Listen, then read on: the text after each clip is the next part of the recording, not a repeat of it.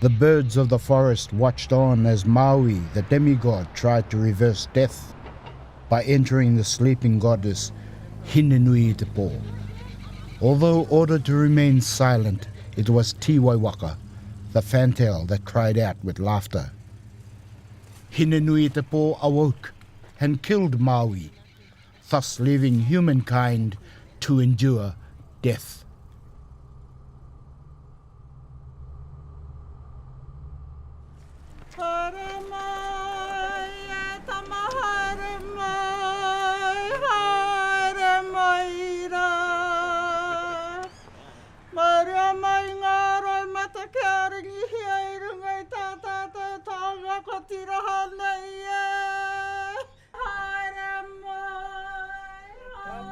Kapa mai, te aki, ingara, o tia mana e.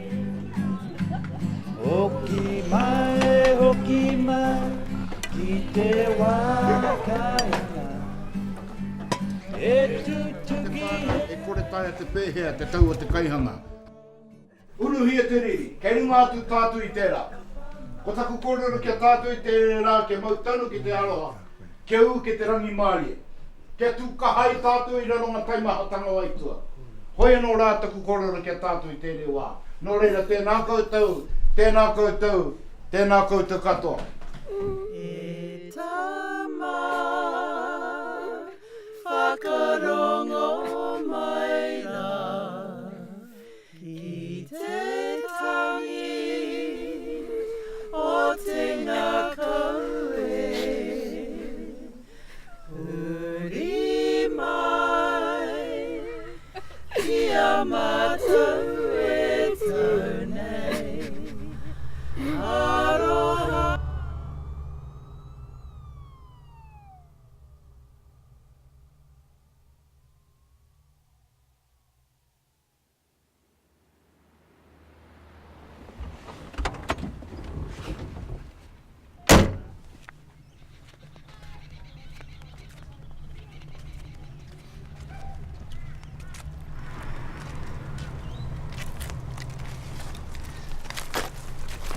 What do you think you're doing?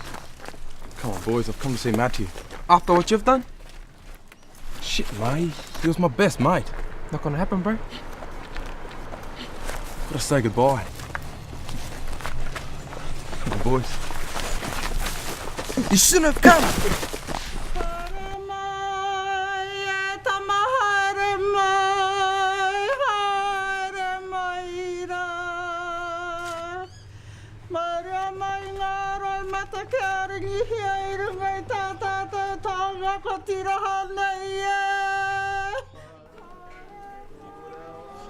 I want you to be strong in this. Eh? I need you to be strong. Eh? All right. Okay. Haere mai.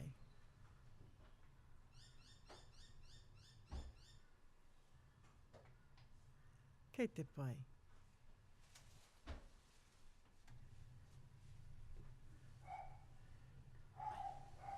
Haere mai. Kei te tatari atu a Matthew ki a koe. Haere mai.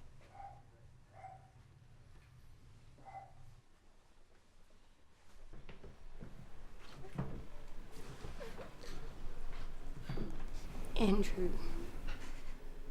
Mrs. Phillips?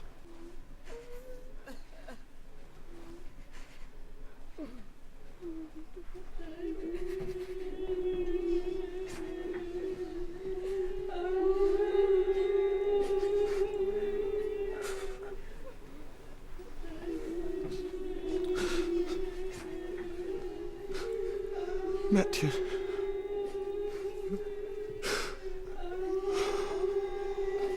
Shit, mate, what am I supposed to say?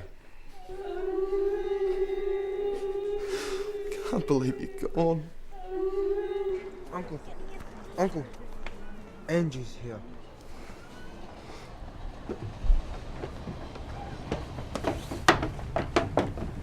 What?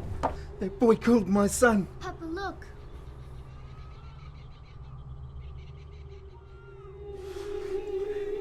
All the boys, they blame me.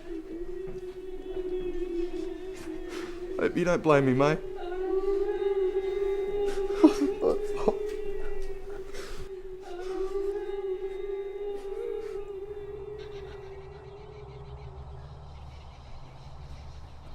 He Ti Waiwaka, a fantail.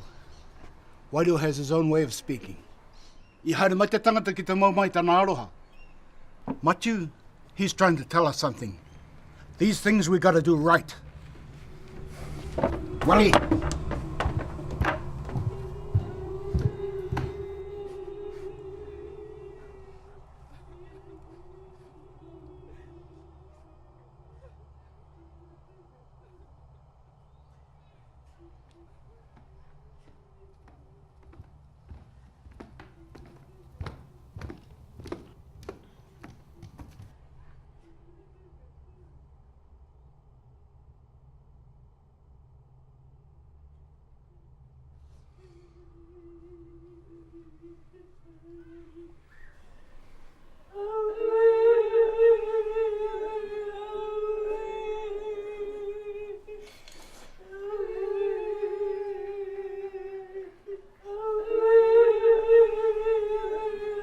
Unuhi e te riri. Kei nunga atu tātu I tēnā. Kau e puli te hei whakapoke te wairua ki te kino.